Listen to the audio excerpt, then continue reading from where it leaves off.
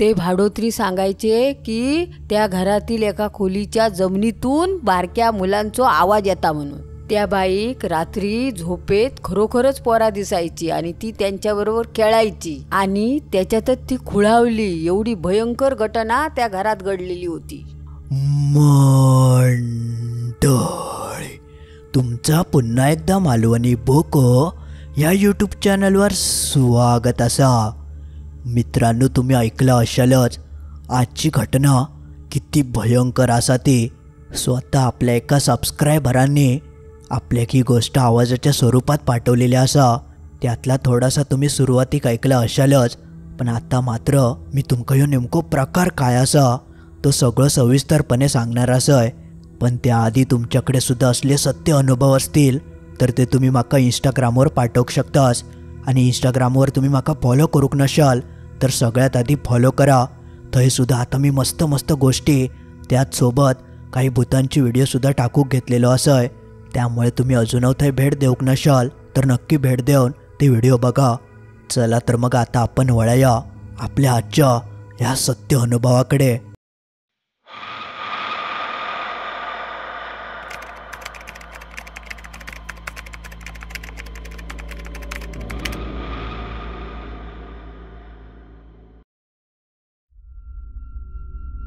माझं नाव सीमा. आज मी तुमका आमच्याच गावात घडलेली एक सत्य घटना सांगणार असय. आणि ही गोष्ट इतकी भयंकर की तुम्ही सगळेजण हादरून गेल्याशिवाय रवाचाच नाही. त्यामुळे पूर्ण ही गोष्ट ऐका. तर झालं असा, आम्ही ज्या गावात रवायचो ते साधारण 30-35 घरं होती आणि गाव असल्यामुळे सगळीच लोक एकमेकांका चांगली ओळखायची. तर त्याच गावात एक कुटुंब रवत होता, ज्यात एक पोरगो, त्याचे आईवडील आणि त्याचं नुकताच लग्न झालेला, ज्यामुळे त्याची बायकोसुद्धा होती. तर लग्नानंतर घरच्यांची आपली इच्छा होती की एक पोरगो व्हावं, पण हेंका काय मूलबाळ होत नाही होता. लग्नाक 2 वर्ष उलटान गेली आणि त्या काळातच त्या पोराचे आऊस बापूस दोनवले वारले, ज्यामुळे आता त्यांच्या घरात नवरा बायको दोघाच उरले होते. पण ज्या वर्षी त्या पोराचे आऊस बापूस वारले त्याच वर्षी त्यांका एक पोरगी झाली. त्या पोरीची आऊस खुश होती, पण तो पोर काय खुश नाही होतो, कारण तेका पोरगो होय होतो आणि त्याच्या आईवडिलांका सुद्धा. पण त्याची बायको म्हणा की पोरगी असली तरी आपलीच पोरा, तुम्ही असं कशा करतास. पण तो काय तिचं ऐका नाही. मग त्यानंतर बघता बघता त्यांची पोरगी मोठी झाली, साधारण 1-1.5 वर्षांची. आणि परत त्याच्या बायकोक दिवस गेले. दोनवले खूप खुश होते, कारण आता तरी पोरगो होय अशी त्यांका आशा होती. जेव्हा 7-8 महिनो लागलो तेव्हा त्यांका असं समजलं की हेंका जुळी पोरा होणार असत. त्यामुळे मग हे दोनवले खुश होते, कारण जुळी पोरा म्हणजे एकतरी पोरगो असतलोच आणि पोरच होयो असो काहीसो त्या मुलाचो हट्ट होतो. पण नियतीच्या मनात तसा नाही होता, कारण त्यांका परत जुळी पोरीच झाले. म्हणजे आता त्यांचे एकूण 3 पोरी झाले होते. आणि जेव्हा त्या मुलाक समजला की परत दोनवले पोरीच हत, तेव्हा तर त्याचा मस्तकच फिरला. तेका काय करूचा ता समजा नाही. तो रागात आपल्या बायकोक सुद्धा मारूक लागलो, पण बायकोची हात काय चुकत नाही होती. आणि ह्या सगळ्यानंतर एक दिवशी अचानक तो माणूस घरदार सोडून निघान गेलो आणि गावकऱ्यांका म्हणालो की आम्ही आता दुसरीकडे रावक जातो. त्या ठिकाणी माका चांगला काम गावला आणि थंयच आम्ही रावाची सोयसुद्धा केलं. असा काहीसा सांगान तो गाव सोडून निघान गेलो, ज्यामुळे त्याचं गावचं घर पूर्णपणे रिकामी होता. पण 5-6 महिन्यानंतर ते काही एक भाडेकरू गावलो आणि त्यांनी त्या भाडेकरूक त्या घरात रावाक दिल्यान. गावकऱ्यांका वाटलं की या घर असंच बंद म्हणून भाडेकरूंका आपल्या देऊन टाकल्यान, तेवढे 4 पैसे गावतील. तसे ते भाडेकरू त्या घरात रावा केले. नवरा बायको असा त्या जोडप्या होता आणि त्यांका सुद्धा मुलाबाळांचोच विषय होतो. त्यांच्या लग्नाक 5 वर्ष उलटान गेलेली, पण त्यांका मूलबाळ काय होत नाही होता, ज्यामुळे त्या दोघांची फक्त अशीच इच्छा होती की आपल्या काहीतरी होऊन दे, मुलगी तर मुलगी. मग त्यानंतर ते दोघजण त्या घरात रावाक लागले. घर तसा बऱ्यापैकी मोठा होता. एक हॉल, किचन आणि 3 खोली आहे. एक खोली एकदम आतमध्ये होती आणि त्यात तसा जुन्या काळातलं घर असल्यामुळे त्या आतल्या खोलीत पूर्ण किनाट काळोख असायचो. म्हणजे एक छोटीशी खिडकी होती ज्याच्यासून वायसो प्रकाश यायचो. त्यामुळे उजेडाचं जास्त काही साधन नाही होतं आणि बाकीचे 2 खोले तसे मोठे होते. म्हणून मग त्याने आतल्या त्या छोट्या खोलीत फक्त आपल्या अडगळीचं सामान टाकल्याने त्यांचं काय तर जास्त वावर नाही होतं. बाकी सगळ्या खोल्यांमध्ये त्यांनी वावर करू घेतल्याने आणि बघता बघता त्यांनी सगळं सामान वगैरे लावून ते त्या घरात राहाक लागले. ते नवीनच त्या गावात इल्यामुळे त्यांना फारशी काही माहिती नाही होती, पण हळूहळू ओळख होत असं काहीसं विचार करून ते राहत होते. बघता बघता 7-8 दिवस निघान गेले. सगळं एकदम व्यवस्थित चालू होता. ते दोघवले जण त्या घरात चांगले रुळले होते. ती बाई घरातच असायची आणि तिचं नवरं पंचायत समितीत कामाक होतं, त्यामुळे तो दिवसभर कामावर असायचो आणि संध्याकाळी घराकडे यायचो. पण एक दिवशी झाला असा, तिचं नवरं नेहमीसारखं कामावर गेलेलो आणि दुपारी 2-2:15च्या दरम्यान ही बाई आपली जेवण वगैरे झोपली आणि झोपलेली असताना तिच्या कानावर एक आवाज पडाक लागलो. एक लहान बाळ रडता असं काहीसं तो आवाज होतो. तो आवाज ऐकून हिका जाग गेली. एकदम बारीक तो आवाज होतो, पण आवाज ऐकून ती आपली खैसून आवाज येता या बघूक लागली. बघता बघता तिका असं कळाला की आतल्या खोलीसून तो आवाज येता. म्हणून ती आपली आतल्या खोलीकडे गेली. खोलीचं दार उघडून बघता तर खरोखरच तो आवाज त्या खोलीसून येत होतो. म्हणून ती आतमध्ये जाऊन बघूक लागली की नेमकं आवाज येता कैसून. तेव्हा तिका असं जाणवलं की तो आवाज त्या खोलीच्या जमिनीच्या खालसून येता. तसा तिने पटकन जमिनीत कान लावून बघितल्यान तर खरोखरच तो आवाज खालसून येत होतो. पण असं कसं काय शक्य आहे ह्यात तिका समजानाय. तिका वाटलं की बाहेर कोणतरी पोर रडत असत आणि या खोली एक दारा खिडकी नसल्यामुळे ह्या खिडकीसून बारीकसो तो आवाज येता. असं काहीसं विचार करून तिने त्याच्याकडे दुर्लक्ष केल्यान. पण त्या खोलीतलं वातावरण एकदम थंडगार असायचं, म्हणजे बाकी सगळीकडे बरा वाटायचा. पण त्या खोलीत मात्र गेला की घुसमटाक व्हायचा. असं वाटायचं की कोणतरी आजूबाजूक आपल्या असं, आणि एकदम काळोख असल्यामुळे ते जाऊक सुद्धा जरा भीतीच वाटायची. म्हणून ती शक्यतो त्या खोलीत जायची नाही. त्यानंतर त्या बाईक सलग पुढचे 2-3 दिवस तसंच रडणाऱ्या पोरांचा आवाज यायचं. पण ती म्हणायची खैसून तरी बाहेरसून येत असतलं असं म्हणून ती दुर्लक्ष करायची. पण एक दिवशी ती आपल्या घरातल्या शिलाई मशीनवर कपडे शिवत होती. तेव्हा तिच्या कानावर एक आवाज पडलो आणि तो आवाज एका लहान पोरीच्या खेळण्याचं होतं. एक पोरगी मोठमोठ्यान हसता, हडेतडे पळता, आपल्या हातातला खेळणं हडेतडे फेकता असं काहीसं तिका आवाज येऊक लागलो. तो आवाज ऐकून तिने पटकन आपली सिलाई मशीन थांबवल्यान तसं तिका आवाज तर स्पष्ट ऐकाक येऊक लागलो. तशी ती पटकन उठली आणि त्या आतल्या खोलीच्या दिशेने जाऊक लागली, कारण थैनाच तो आवाज येत होतो. पण जशी ती उठली तसं तो आवाज पटकन थांबलो. पण आतमध्ये कोणतरी असं तिका वाटलं, म्हणून ती आतमध्ये जाऊन बघूक लागली. जशी ती त्या खोलीत जाऊन बघता तर आतमध्ये कोण नाही होता. त्या बाईसोबत दुसऱ्यांदा असं काहीसं प्रकार घडलं होतं. तिका कळा नाही की ह्या सगळा काय. पण तेव्हा मात्र तिका स्पष्ट त्या पोरीचा आवाज येलो होतो. मग ती परत सिलाई मशीनवर जाऊन काम करूक लागली आणि त्यानंतर तिच्यासोबत असे प्रकार वारंवार घडाक लागले. तिका वाटायचं लहान पोरा रडतात आणि त्यांका एक बाई शांत करता, अंगाई गीत गाता असे प्रकार तिका ऐकाक येऊक लागले. आणि हा सगळा रातचा खूप मोठ्या प्रमाणात व्हायचा. आणि त्या सगळं ऐकान हिका असं वाटाक लागलं की आपल्याक मुलबाळ नाही म्हणून माका असे भास होतात, ज्यामुळे ती आपल्या नवऱ्याक सुद्धा याबाबत काय सांगत नाही होती. बघता बघता तिका असा काही दृश्य दिसाक लागला. त्या दृश्य बघून ती बाई पूर्णपणे खुळवानच गेली. 2 लहान जुळे पोरी आणि एक 2 वर्षांची पोरगी तिका त्या घरात खेळताना दिसाक लागले. आणि त्या पोरांका बघून ही अक्षरशः त्यांच्यासोबत खेळाक जायची. दिवसभर ती त्या पोरांका खेळवायची. तिका कळत नाही होता की ह्या सगळं काय घडता. पण तिका असं वाटाक लागलं की मी आई झालोय, माका पोरा झाली, ज्यामुळे ती खूप आनंदी झाली होती. आणि एक दिवशी हो सगळं प्रकार तिच्या नवऱ्याच्या निदर्शनात इलो की ही लहान पोरांसोबत खेळता, त्यांच्यासोबत बोलता. त्यामुळे तो तिका विचारूक लागलो की काय झाला, ह्या काय करतं तू, काय वागतं. तेव्हा ती नवऱ्याक म्हणाली, मी आई झालोय, माका 2 जुळी पोरी असत आणि एक 2 वर्षांची पोरगी सुद्धा. मी रोज दिवसाचं त्यांच्यासोबत खेळतोय. ती अशी वेड्यासारखी काहीतरी बडबड करूक लागली.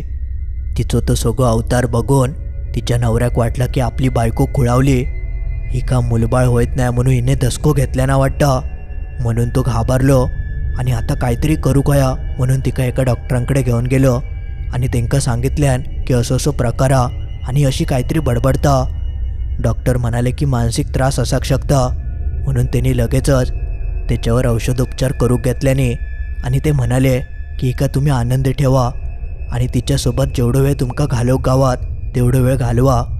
म्हणून मग तिच्या नवऱ्यान काही दिवसांची सुट्टी टाकल्यान आणि तो आपल्या बायकोसोबतच दिवसभर रवायचो.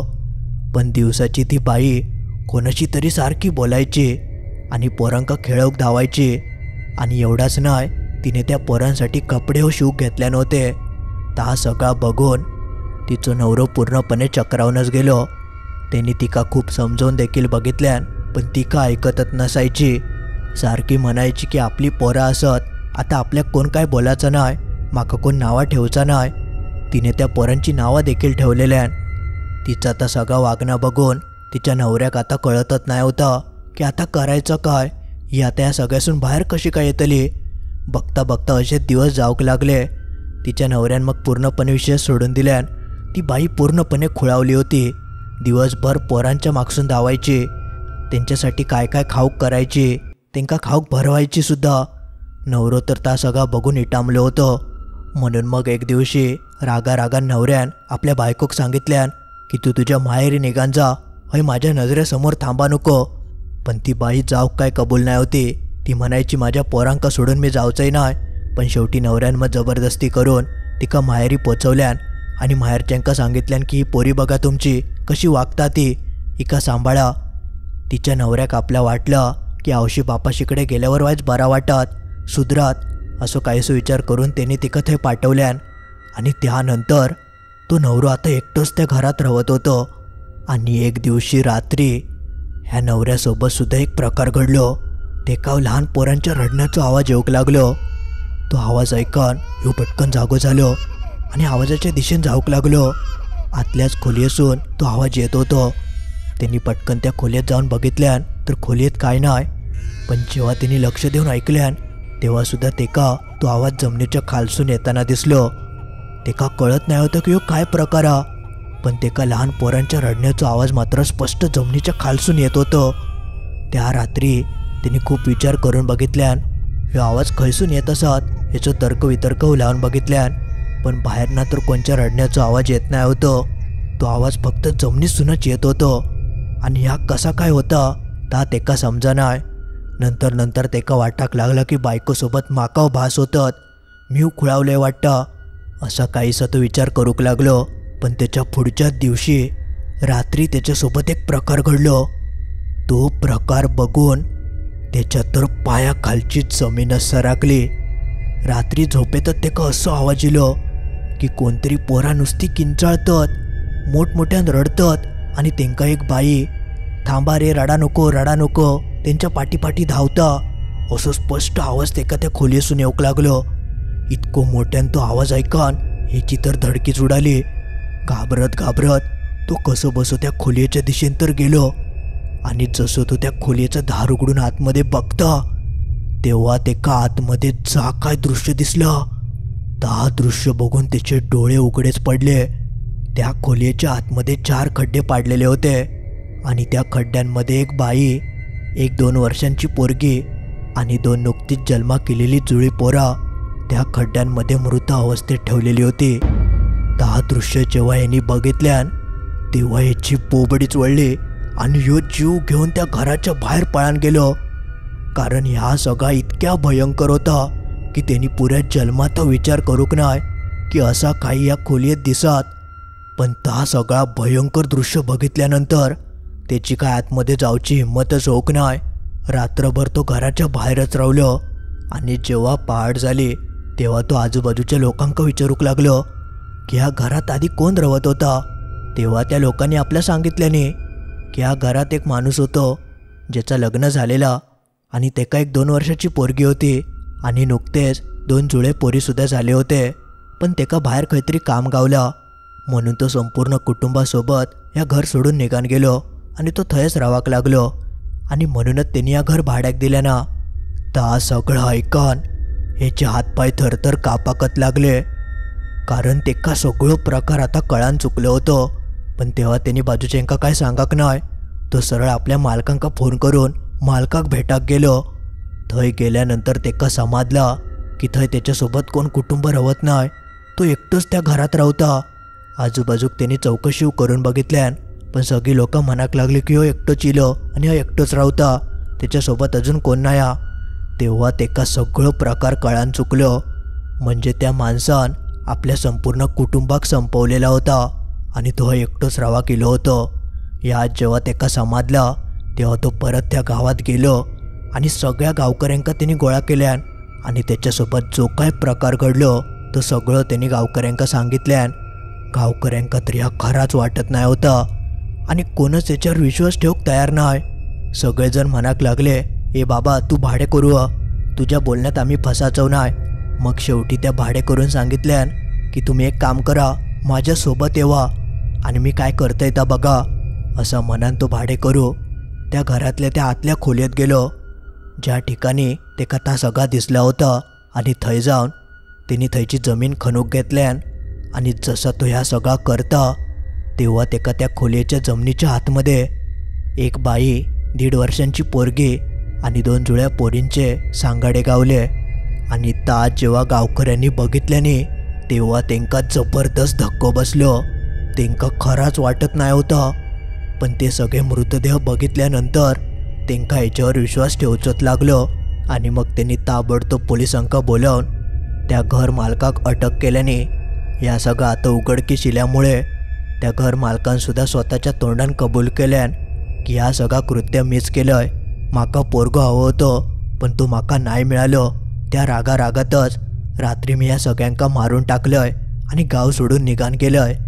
असा काहीसा त्यांनी थंय कबुली दिल्यान त्यानंतर पोलीस तेका थंयसून अटक करून घेऊन गेले आणि तेका त्याच्या गुन्ह्याची शिक्षा मिळाली. आणि जसा ह्या सगळा होता तशी ह्या भाडेकरूची जी बायको होती ती एकदम शांत झाली. तिका आता कसलेच भास होत नाही होते. ती आधीसारखी एकदम बोलाक लागली आणि तिका असा परत शांत झालेला बघून तिचं नवरो खूप खुश झालो आणि सगळ्यात आधी त्यांनी तिची माफी मागितल्यान कारण तो त्यावेळेस तिका काय काय बोललो होतो. पण ह्या सगळा असा असात ह्याचो त्यांनी कधीच विचार करूक नाही. पण ह्या सगळ्या प्रकारान त्या गाव मात्र पूर्णपणे हादरून गेला होता आणि ही गोष्ट खंयचोच गावकरी विसराक सुद्धा शकत नाही होतो. अशी ही गावातली अविस्मरणीय घटना होती. मंडळी, आज पुरता एवढाच.